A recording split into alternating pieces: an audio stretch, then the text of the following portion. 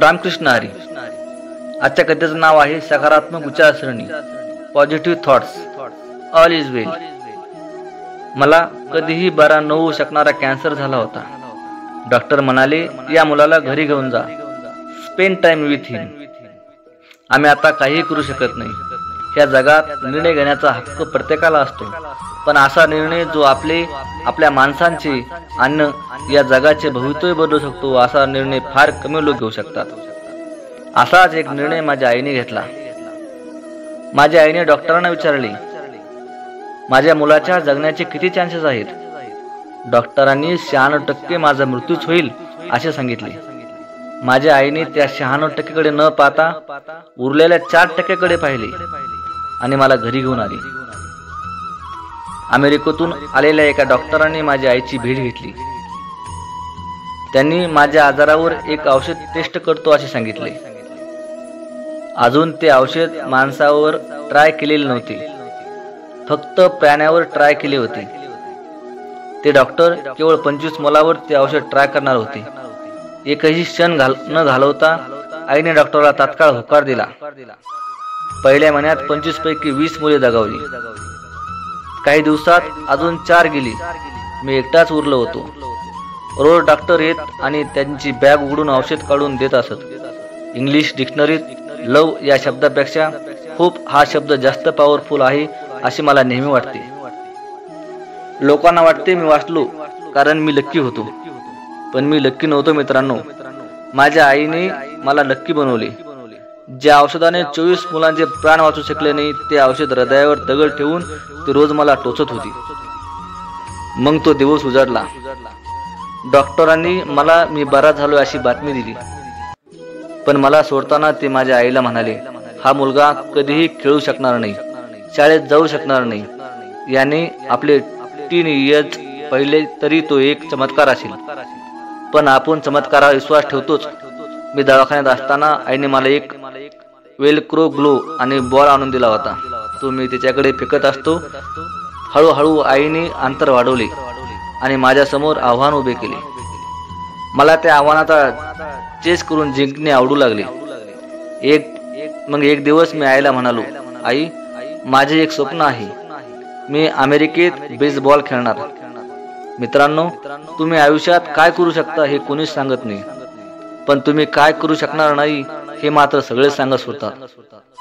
माझ्या स्वप्नात अनेक अडथळे आले. मला ताप यायचा, मला मेंदूज्वर झाला. माझ्या आयुष्यात मला पहिला हार्ट अटॅक आला. तेव्हा मी फक्त 12 वर्षाचा होतो. लोक म्हणत होते मी हे करू शकणार नाही. मी मात्र तेच करण्यासाठी झटत होतो. वयाच्या 17व्या वर्षी मी अमेरिकेत बेसबॉल खेळायला गेलो. एक स्वप्न सत्यात उतरले. पण आयुष्य हे रोलर कोस्टर सारखे असते. क्षणार्थात तुम्ही करिअरच्या उंतुंग शिखरावर असता आणि दुसऱ्या क्षणाला आयुष्य तुम्हाला जमिनीवर आणून आपटते. ज्या बेसबॉलसाठी मी झटलो, त्याच बेसबॉल ग्राउंडवर मला वयाच्या 18व्या वर्षी माझे करिअर संपवणारा दुसरा हार्ट अटॅक आला. मला घरी परत पाठवण्यात आले. नियती माझ्यासाठी अत्यंत अनफेअर वागत आहे असे मला वाटायला लागले. मी डिप्रेशन मध्ये गेलो. रोज झोपताना मी प्रार्थना करायचो, देवा मला उचलून घे. पण दुसऱ्या दिवशी मला जाग येत असे. तो परमेश्वर माझी ही प्रार्थना ऐकत नव्हता. मला मृत्यू येत नव्हता, पण परत एकदा मला माझा परमेश्वर इथेच भेटला, आईच्या रूपात. तिने मला या नैराश्यातून बाहेर काढले.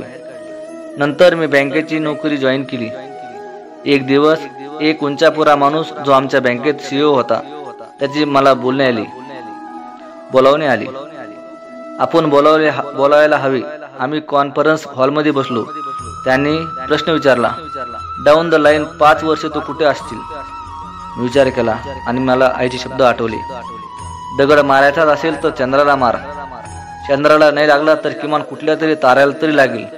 मी बसला म्हणालो, तुमच्या खुर्चीत. मित्रांनो, असे बसला म्हणू नये, कारण तो कोणत्याही बसला आवडत नाही. माझ्या बसला पण आवडले नाही. त्याने माझा द्वेष करायला सुरुवात केली. मला त्रास द्यायला लागला. पण मित्रांनो, हा द्वेष आणि होणारा त्रासच मला माझ्या महत्वाकांक्षेचे फ्युएल ठरले. मी बेदम काम करायला लागलो. वर्षभरात मी ऑस्ट्रेलियाचा यंगेस्ट बँक मॅनेजर झालो. 2 वर्षात यंगेस्ट एरिया मॅनेजर झालो. 3 वर्षात यंगेस्ट स्टेट मॅनेजर. 4 वर्षात यंगेस्ट नॅशनल मॅनेजर झालो. वयाच्या 23व्या वर्षी माझ्या हाताखाली 600 माणसे काम करत होती आणि मी ऑस्ट्रेलिया व न्यूझीलंड मिळून आमच्या बँकेच्या 120 बँक ब्रँचेस सांभाळत होतो. माझ्याकडे $1 मिलियन डॉलरचे घर होते. अरमानीचे सूट्स होते. रोलेक्सचे घड्याळ होते. लाखभर डॉलरची कार होती. पण हे यश मटेरियलिस्टिक होते.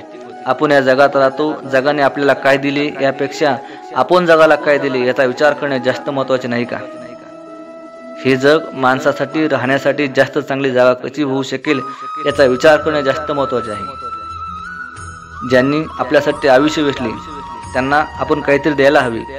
मागील 16 जूनला असाच एक क्षण माझ्या आयुष्यात आला. जी माझ्यासाठी सर्वस्वी होती आहे अशा माझ्या आईसाठी मी एक आलिशान घर घेतले. मी आईपासून एक गोष्ट लपवली होती.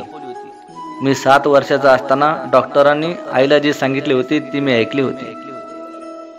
पण मला काहीही माहीत नाही अशा आयुर्भात मी आईला विचारले होते, आई डॉक्टर काय म्हणाले? त्यावर आई म्हणाली, काही नाही, सर्व ठीक होईल. मला पहिले हार्ट अटॅक आला तेव्हाही आई म्हणाली होती सर्व ठीक होईल, सर्व काही ठीक होईल. हे वाक्य माझ्यावर ऋण होते. पण दैव बघा, यावर्षी मला तिचे ऋण फेडण्याची संधी मला मिळाली.